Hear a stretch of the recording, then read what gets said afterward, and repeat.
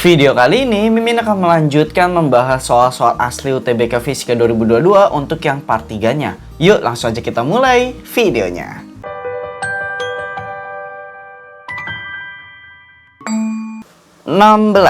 Sebuah sistem katrol berupa silinder pejal yang dapat berotasi tanpa gesekan terhadap pusat masanya. Katrol dihubungkan dengan dua buah beban bermasa M1 dan M2, dengan M2 lebih besar daripada M1 ya. Massa M2 sama dengan massa katrol yaitu 2 kg, berarti M2 itu sama dengan massa katrol, ini M kecil aja ya, sama dengan 2 kg. Jika percepatan sistem adalah 2,5 meter per second kuadrat dan percepatan gravitasi di tempat itu adalah 10 meter per second kuadrat, maka perbandingan M1 dan M2 adalah di sini adalah sebuah sistem katrol ya. Nah, kalau teman-teman udah ngikutin pembelajaran yang Mimin kasih yang tentang di prediksi yang kemarin, itu Mimin udah ngasih tahu kalau percepatan sistem di sebuah katrol itu bisa kita langsung aja gunakan rumus W sama dengan W besar, A sama dengan W besar dikurang W kecil per M besarnya ditambah M kecilnya ditambah setengah massa katrol. Ya kalau masih inget ya, di sini Mimin langsung aja ya. Kemudian kita masukin aja A-nya itu kan di sini udah diketahui 2,5. W besarnya itu adalah karena di sini M2-nya lebih besar, berarti W2-nya itu adalah M2-nya itu ya, yaitu 2 kg dikali 10 karena dikali gravitasi 20 dikurang W kecil yaitu W1 ya, per MB-nya itu adalah tadi 2 ditambah M1 ditambah setengah dikali massa katrolnya itu adalah 2 ya. Nah, ya udah kita substitusi, kita masukin 2,5 sama dengan 20 dikurang 10 M1 per 3 plus M1 ya. Kita masukin aja 2,5 kali 3 7,5 ditambah 2,5 M1 sama dengan 20 dikurang 10 M1. Yang ada M1-nya digabung sama M1, yang nggak adanya digabung sama yang nggak ada ya. Jadi kan di sini 2,5 M1 ditambah 10 M1 sama dengan 20 dikurang 7,5, yaitu 12,5 M1 sama dengan 12,5. Maka didapatkan M1-nya itu adalah 1 kg. Oke. Karena di sini ditanya perbandingan M1 dan M2, ya udah M1 per M2. M1-nya itu berapa? Yaitu 1 kg. M2-nya itu berapa? 2 kg. Maka nanti jawabannya itu adalah yang A, perbandingan antara M1 dengan yang M2-nya. Seperti itu aja ya. Next ke soal nomor 17. Sebuah benda bermasa 10 kg bergerak dengan kecepatan awal 4 meter per second. Kita tuliskan dulu yang diketahuinya. Masanya itu adalah 10 kg. Kecepatan awalnya itu adalah 4 meter per second. Di lintasan datar yang kasar sepanjang 2 meter, berarti S-nya itu 2 meter. Itu adalah lintasan yang kasarnya itu ya. Kemudian benda mendaki bidang miring licin dengan sudut kemiringan 30 derajat dan berhenti setelah bergerak sejauh 1 meter. Oke, di sini berhenti ketika sudah bergerak sejauh 1 meter sehingga VT-nya itu bernilai 0 ya. Jika percepatan gravitasi adalah 10 meter per second kuadrat, maka usaha yang dilakukan oleh gaya gesek di sepanjang lintasan datar adalah di sini ada sebuah benda yang bergerak naik ke atas ya. Jadi gini, kalau kita ilustrasikan, nah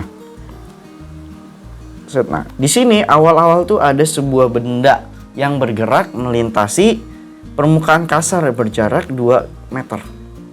Kemudian si balok itu bisa naik ke atas nih, sampai ketinggian segini,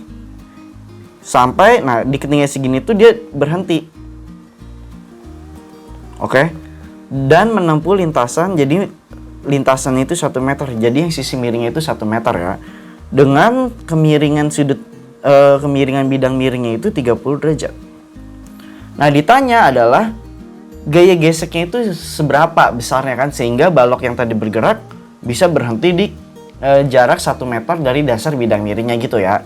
Berarti di sini kita bisa gunakan hukum kekalan energi. Jadi hukum kekalan energi gini. Awalnya itu kan bendanya itu ada bergerak ya. Oke, berarti di sini kita bisa tuliskan awal itu ada energi kinetik Kemudian di sini diubahnya itu menjadi, atau gini deh, yang awal itu kan ada energi gerak sama energi kinetik ya.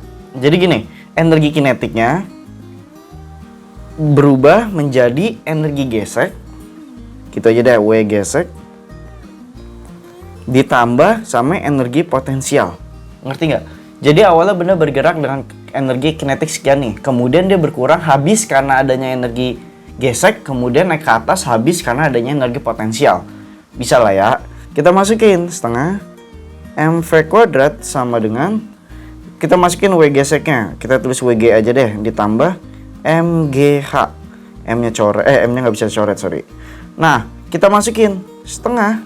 Masanya itu 10, V awal itu 4 kuadrat sama dengan W gesek ditambah masanya itu 4, masa itu 10 ya, dikali 10 gravitasi H-nya. Nah, di sini 1 meter itu adalah di sisi miringnya, sedangkan energi potensial dipakai itu adalah ketinggian dari tanahnya.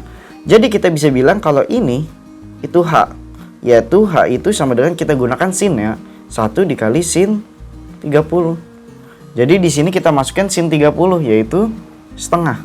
Maka kalau kita masukin lagi berarti 80 sama dengan W gesek ditambah 50. Maka W gesek itu didapatkan 30 joule.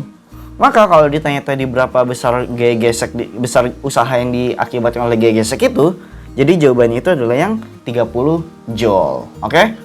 Paham ya? Jadi di sini intinya konversi energi dari energi kinetik berubah menjadi energi gesek ditambah dengan energi potensial benda yang menaiki bidang miringnya itu. Next ke soal nomor 18. 3 buah muatan listrik terletak pada sumbu X, yaitu Q1 1 mikrokolom terletak di X sama dengan 0.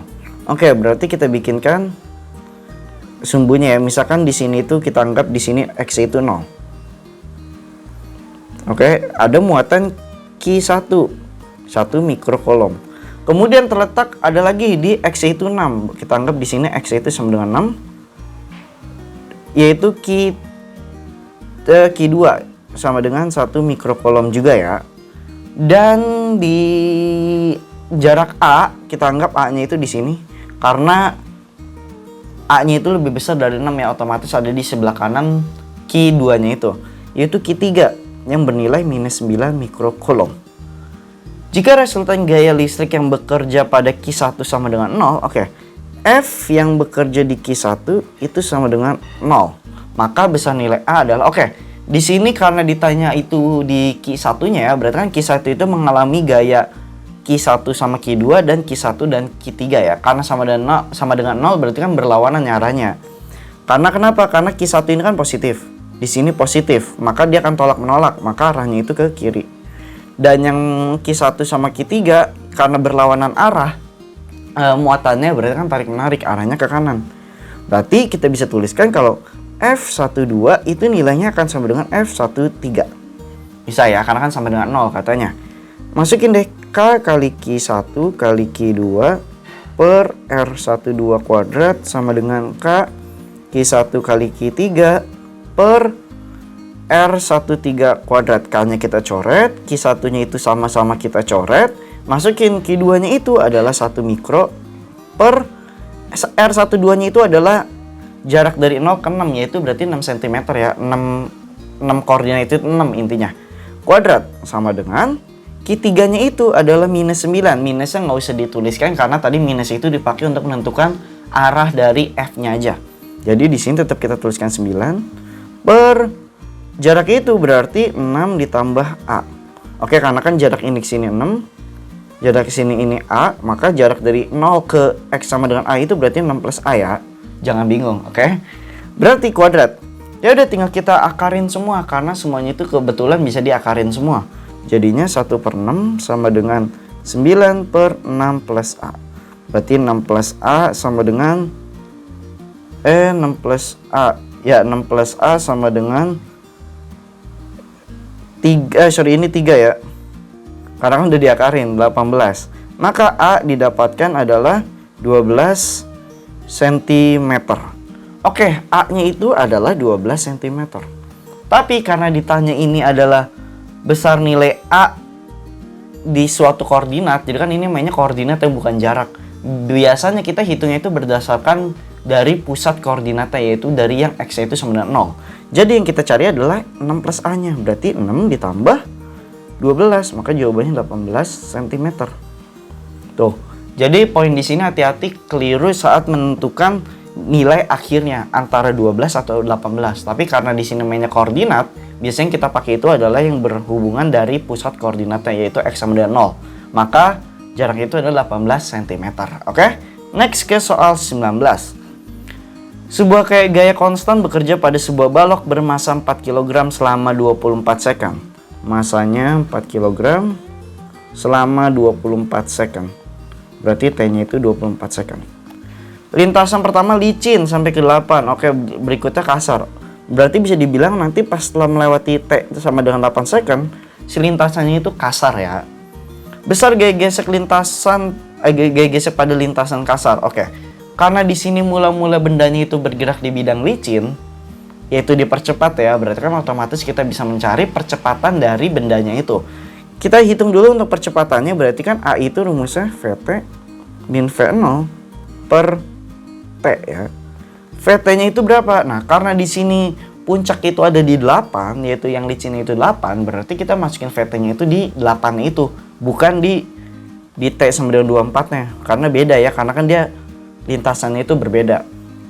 Jadi di sini bisa kita tuliskan 6 min 0 per T-nya itu adalah 8 ini.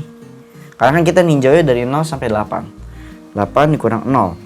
Maka didapatkan A-nya itu adalah 3/4 meter per second kuadrat ya. Per second kuadrat. Nah, berarti di sini kita bisa nyari gaya yang bekerja pada saat 0 sampai 8. Berarti gaya yang bekerjanya berapa? Berarti kita tuliskan di bawahnya deh. M dikali A. M-nya itu 4 dikali 3/4. Maka F yang bekerjanya itu adalah 3 Newton. Sekarang karena pas udah nyampe di 6 meter per second itu bendanya itu mengalami perlambatan, berarti kan kita bisa ngitung perlambatannya itu berapa kan? Jadi kita bisa hitung A sama dengan VT dikurang V0 per T. VT-nya itu berapa? Nah, VT-nya itu kita anggap itu adalah dari yang 24 ke 10 ke 24, yaitu 0 dikurang 6. Per T-nya itu adalah 24 dikurang 10. 6 per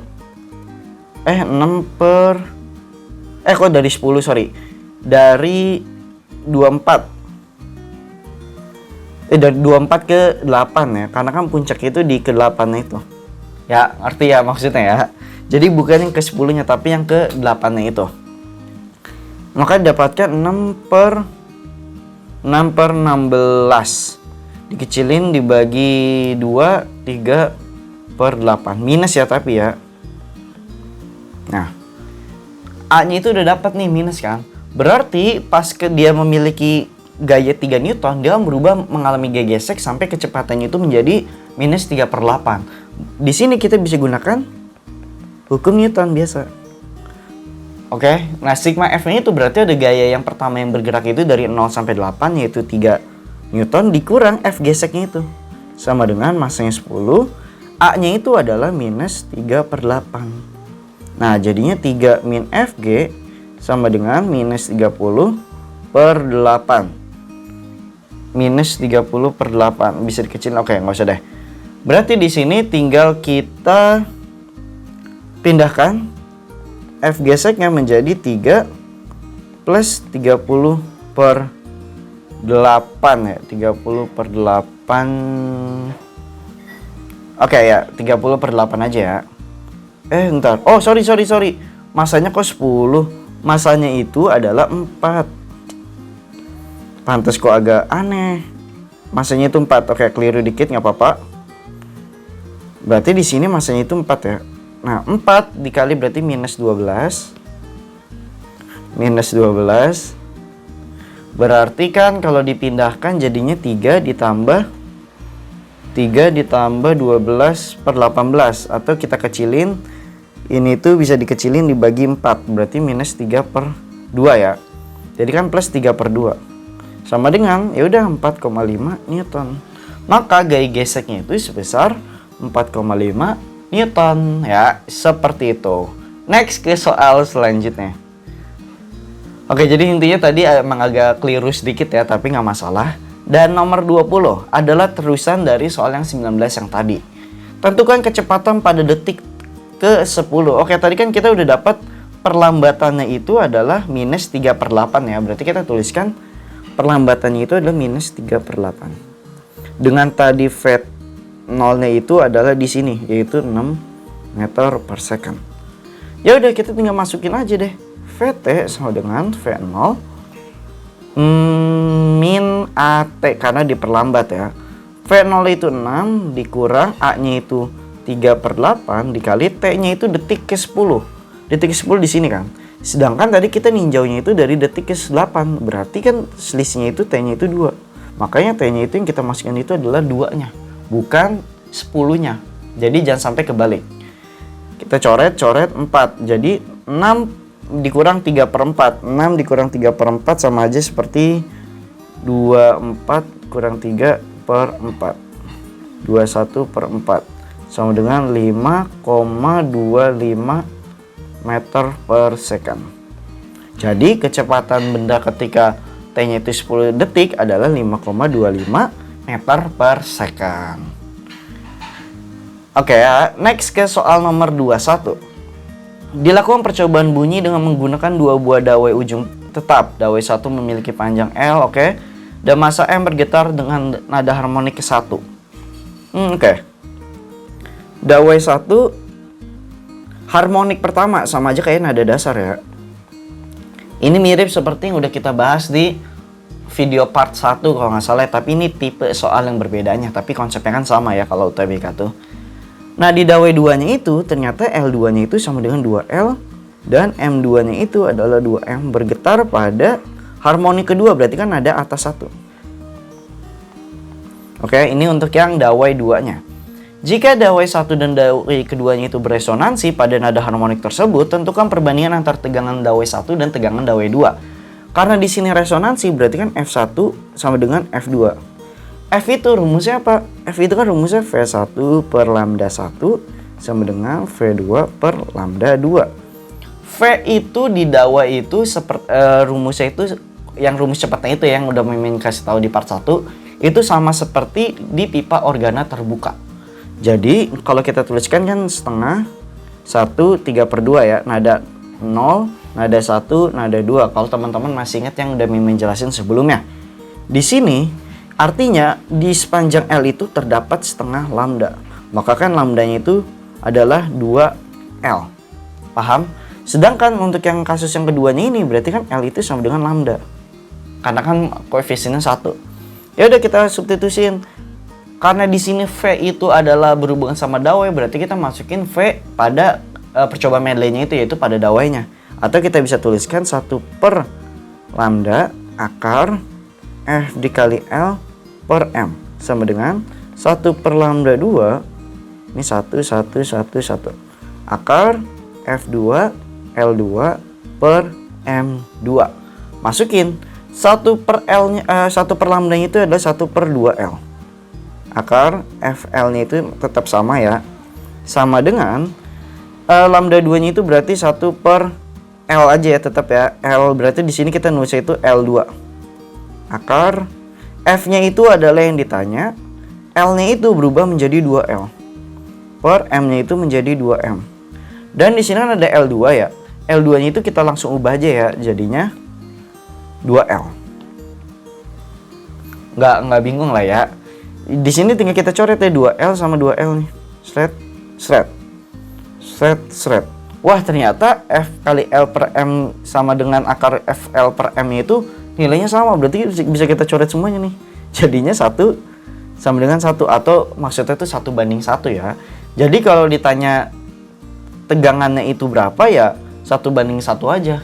Ngerti lah ya ngitung yang kayak gini, karena koefisien di kiri sama dengan di kanan, ya berarti nanti F-nya itu tetap 1/1 maksudnya. Jadi nanti teman-teman isinya itu adalah yang seperti itu.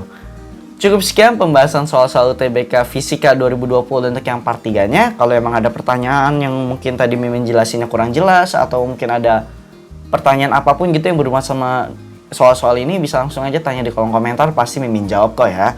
Dan sampai jumpa di pembahasan soal UTBK part 4 selanjutnya.